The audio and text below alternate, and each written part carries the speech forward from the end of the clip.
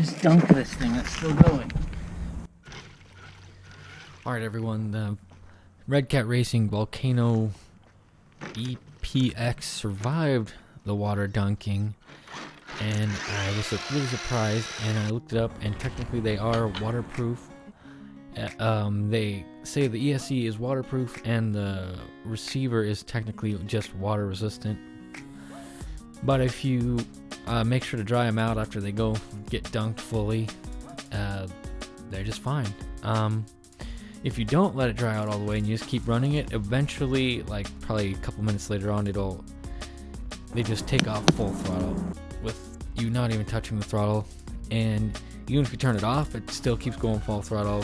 It won't stop going full throttle until you disconnect the battery. So you want to disconnect the battery and let them dry out fully before you use them again. So here you can see that it is on fire. The ESC apparently was not rated for an 8.4 volt battery, which is what ended up catching it on fire.